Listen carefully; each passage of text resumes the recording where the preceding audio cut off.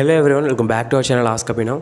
So friends, ఈ video చేయడానికి main reason ఏంటి అంటే ఈసెట్ కానీ ఎంసెట్ కానీ ఎలాంటి టైప్ ఆఫ్ కౌన్సిలింగ్లో అయినా సరే ప్రతి ఒక్కరికి ఒక డైలమా అయితే ఉంటుందన్నమాట. సో ఈ కాలేజ్ పెడితే మనం 4 ఇయర్స్లో బయటికి రావచ్చు, లైక్ బ్యాక్లాగ్స్ ఏమీ లేకుండా 4 ఇయర్స్లో ప్లేస్మెంట్స్ అనేవి సంపాదించవచ్చు, లైక్ 4 ఇయర్స్లో మనమే ఎక్స్ప్లోర్ చేసుకోవచ్చు అని చాలా విషయాలు అనేది ఇక్కడ నేనైతే డిస్కస్ చేయడానికి అయితే ట్రై చేస్తాను.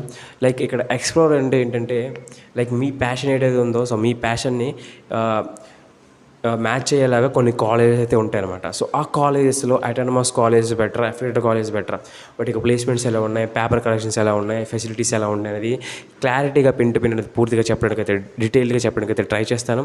అండ్ ఇంకొకటి ఏంటి అంటే మీ ఫ్రెండ్స్ ఎవరైతే ఉంటారో ఇదే డైలమాలో వాళ్ళకు కూడా షేర్ చేయడానికి అయితే ట్రై చేయండి. అండ్ ఇంకొకటి ఏంటి అంటే ఒకవేళ 2023కి సంబంధించి ఈ వీడియో మీరు కనుక చూసినట్లయితే కింద కామెంట్ సెక్షన్లో ప్రతిదీ కూడా నీకు టాప్ కాలేజెస్ కానీ ప్రతి ECET like AP and TS both ఎవరైతే ఉన్నారో సో ప్రతి ఒక్కరికి యూజ్ అయ్యే విధంగా సో నేను అన్నీ కూడా లిస్ట్ అవుట్ చేసి పెట్టాను అనమాట. ఒకసారి చూడండి, చూసిన తర్వాత ఇంకొకటి వెబ్ ఆప్షన్స్ అనేవి ఎలా ఇవ్వాలనేది నేను క్లారిటీగా చెప్పాను. సో అది కూడా చూడడానికి అయితే ట్రై చేయండి. సో ఎందుకు చెప్తున్నానంటే మోస్ట్ ఇంపార్టెంట్ వీడియోస్ కాబట్టి, ఓకేనా. So let's get into the video.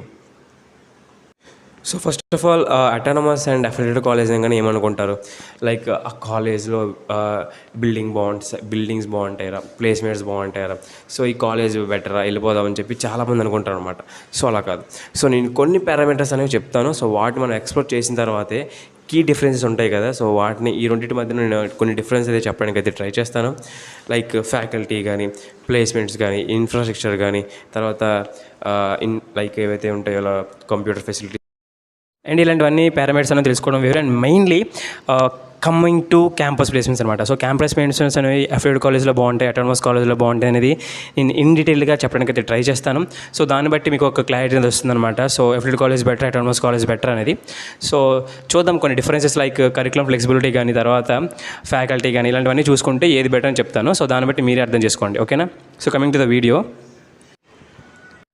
So first of all first point మనకి మైండ్లో వచ్చేది, సో అటానమస్ కాలేజ్ అనగానే కరికులం ఫ్లెక్సిబిలిటీ అనమాట. సో కరికులం ఫ్లెక్సిబిలిటీ అంటే లైక్ వాళ్ళ సిలబస్ ఏదైతే ఉంటుందో వాళ్ళే ఓన్గా డిజైన్ చేసుకుంటారు. పేపర్ కరెక్షన్స్ కానీ, తర్వాత కమింగ్ టు ఎగ్జామ్స్ కానీ ఇవన్నీ వాళ్ళే నిర్వహించుకుంటారు అనమాట. సో కమింగ్ టు ఏదైతే అఫిలియేటెడ్ కాలేజ్ ఉంటాయో వాళ్ళకి బయట సెంటర్స్ అనేవి ఉండడం వల్ల కొద్దిగా టఫ్ అనేది ఫీల్ అవుతుంటారు. సో అదొక్కటి చాలా పెద్ద మైనస్ పాయింట్ అనమాట.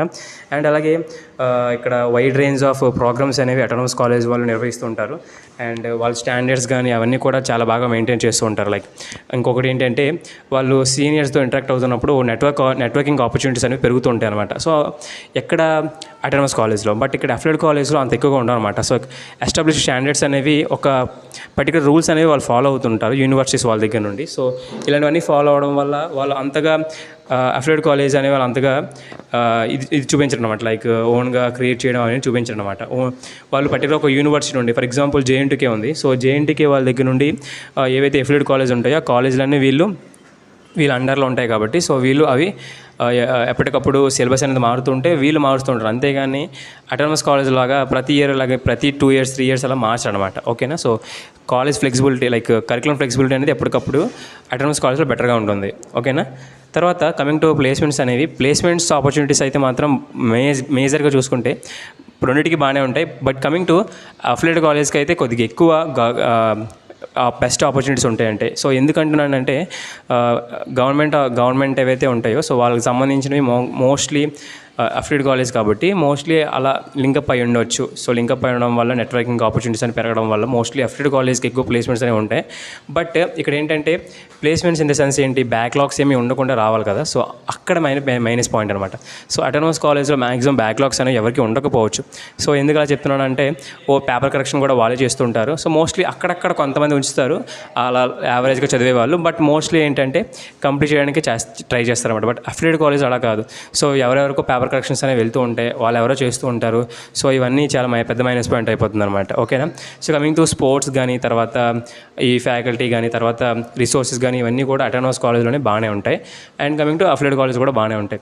సో ఇక్కడ మెయిన్గా ఏంటంటే బ్యాక్లాగ్స్ అనేవి ఎక్కువగా ఉండిపోతుంటాయి అనమాట. సో రియల్ టైమ్ ఎగ్జాంపుల్గా చెప్పాలంటే ఇప్పుడు ప్రెజెంట్ నేనైతే అటానమస్ కాలేజ్ చదువుతున్నాను. సో నాకైతే ఎలాంటి బ్యాక్లాగ్స్ అయితే లేవు.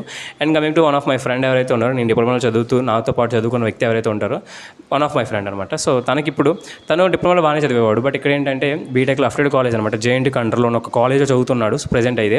తనకి 2 months అవుతున్నప్పుడే టూ సబ్జెక్ట్స్ అయితే ఉండిపోయాయి అనమాట. సో ఇప్పుడు ప్రెజెంట్ సప్లైస్ రావుతున్నాడు, క్లియర్ చేసుకున్నాడు కూడా. బట్ అది మెయిన్ పాయింట్ అయితే కాదు. ఎక్కడో ఒక దగ్గర సీజీపీ అనేది మెయింటైన్ అవుతుంది కాబట్టి సీజీపీ అనేది తగ్గిపోవడం వల్ల క్యాంపస్ ప్లేస్మెంట్లో ఎంత ఉన్న వాళ్ళే ఈ సీజీపీ ఉన్న వాళ్ళు మాత్రమే వెళ్ళాలని చెప్పి రిక్రూటర్స్ ఎవరైతే ఉంటారో వాళ్ళు చెప్తారనమాట. సో దాన్ని బట్టి మనం వెళ్ళాలి, అంతేగాని పాస్ అయిపోతే చాలు మాత్రం అనుకోవద్దు. ఓకేనా? సో మెయింటైన్ చేయదు మాత్రం 8 అబోవ్ మెయింటైన్ చేస్తుంటే మంచి ప్లేస్మెంట్స్ అనేవి రావచ్చు. ఓకేనా? సో